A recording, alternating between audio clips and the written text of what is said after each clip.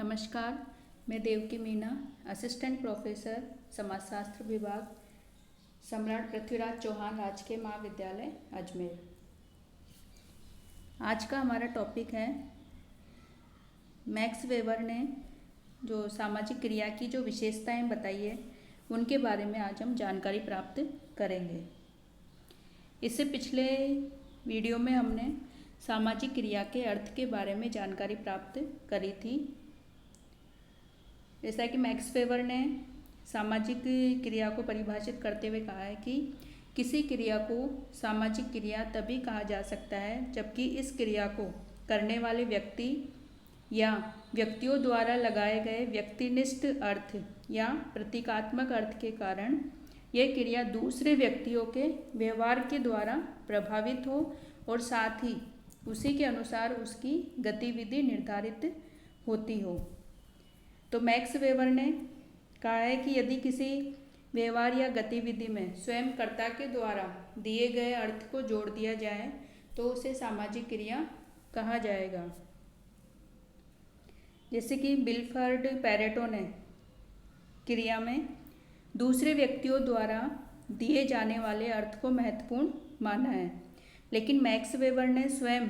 कर्ता के द्वारा दिए जाने वाले अर्थ को महत्वपूर्ण माना है, यानी कि व्यक्ति स्वयं या कर्ता जो क्रिया करने वाला है वह स्वयं क्रिया का क्या अर्थ लगाता है उस अर्थ को समझने पर मैक्स वेबर ने जोर दिया है। और इसी को मैक्स वेबर ने सामाजिक क्रिया को समझने के लिए उसके निर्वचन पर बल दिया है।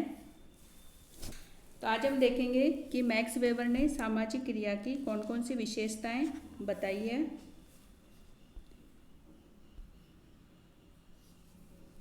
Characteristics of social action. तो इसमें पहली जो विशेषता है मैक्स वेबर के अनुसार वो है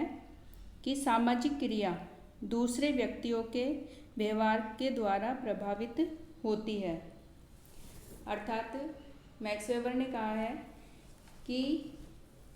सामाजिक क्रिया दूसरे व्यक्तियों के भूतकाल, वर्तमान या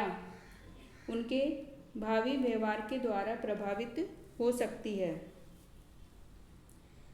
जैसे कि मान लो उदाहरण के रूप में हम देख सकते हैं कि कोई व्यक्ति यदि भूतकाल में उसके साथ किसी ने बुरा व्यवहार किया हो तो उसका बदला लेने के लिए वह अपने शत्रु के साथ मारपीट करता है तो उसकी यह क्रिया सामाजिक क्रिया कहलाएगी। इसी प्रकार यदि किसी नेता के साथ साथ भीड़ के द्वारा नारेबाजी की जाती है या जय जयकार की जाती है उसकी, तो वो भी सामाजिक क्रिया कहलाएगी, क्योंकि जो यहाँ पे भीड़ का जो व्यवहार है वो नेता के व्यवहार से या उसकी क्रिया से प्रभावित है और उसकी जो प्रतिक्रिया का परिणाम है। इसी प्रकार यदि कोई व्यक्ति भविष्य में कोई कंपटीशन की तैयारी करता है या उसकी भविष्य में जो होने वाली परीक्षा है उसकी तैयारी करता है तो वो भी सामाजिक क्रिया कहलाएगी, क्योंकि ये उसके एग्जामिनर है जो परीक्षक की भावी क्रिया के द्वारा यहाँ पे कर्ता की क्रिया प्रभावित है, तो यह भी उसकी सामाजिक क्रिया का उदाहरण है। दूसरी जो विशेषताएं बताई है मैक्स वेबर ने वो है कि प्रत्येक प्रकार की क्रिया सामाजिक क्रिया नहीं होती। जैसे कि व्यक्ति अनेक प्रकार की क्रियाएं करता है, अनेक प्रकार का व्यवहार करता है, लेकिन सभी प्रकार की क्रियाएं या सभी प्रकार का व्यक्ति का व्यवहार वो सामाजिक क्रिया नहीं कहलाएगा या सामाजिक क्रिया में सम्मिलित नहीं किया जा सकता। जैसे कि जो निर्जीव वस्तुएं हैं या बेजानदार जो पदार्थ हैं उनसे प्रभावित यदि व्यक्ति कोई क्रिया करता है तो उसे सामाजिक क्रिया नहीं माना जा सकता। जैसे कि उदाहरण के रूप में हम देखें, बिजली कड़कने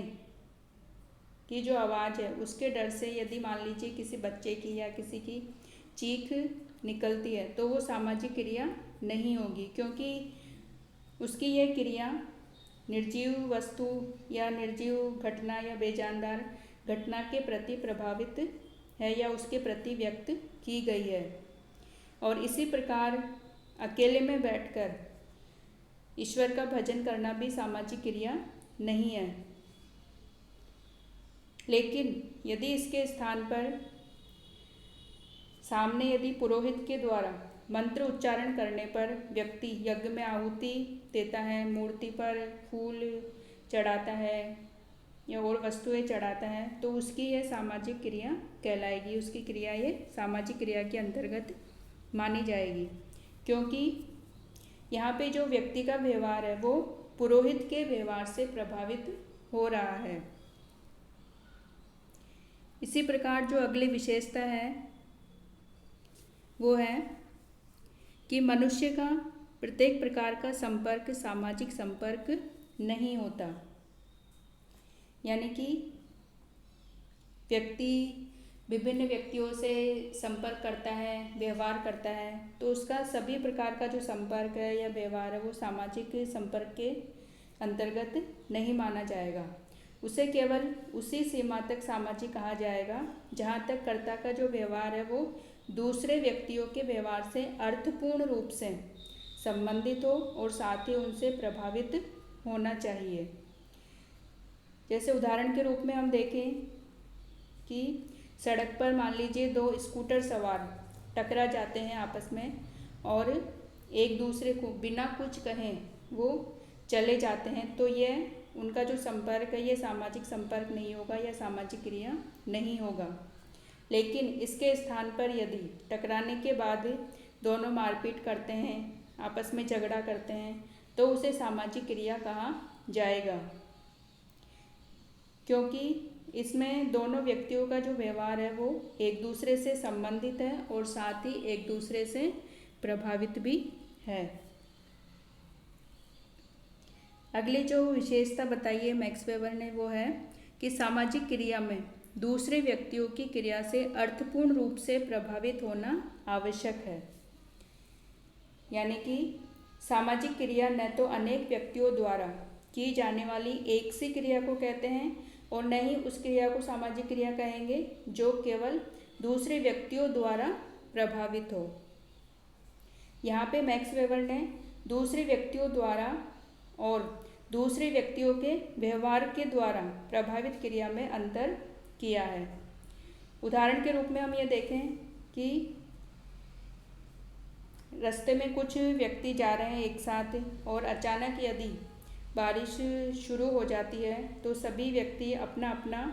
छाता लगा लेते हैं, तो उनकी ये क्रिया सामाजिक क्रिया नहीं मानी जाएगी, क्योंकि जो छाता लगाने की जो क्रिया है वो एक दूसरे व्यक्तियों की क्रिया से उनका कोई संबंध नहीं है, बल्कि इसका जो संबंध है वो बारिश से है। और इसी प्रकार दूसरे व्यक्तियों की क्रियाओं का केवल अनुसरण करना वो भी सामाजिक क्रिया नहीं माना जाएगा, जब तक कि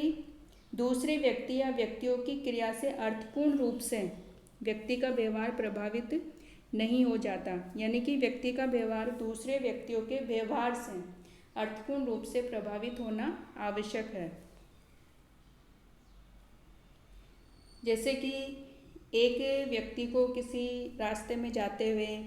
देखकर यदि दूसरा व्यक्ति भी उसी रास्ते से जाता है तो उसका ये व्यवहार सामाजिक क्रिया नहीं कहलाएगा। इसके विपरीत यदि कोई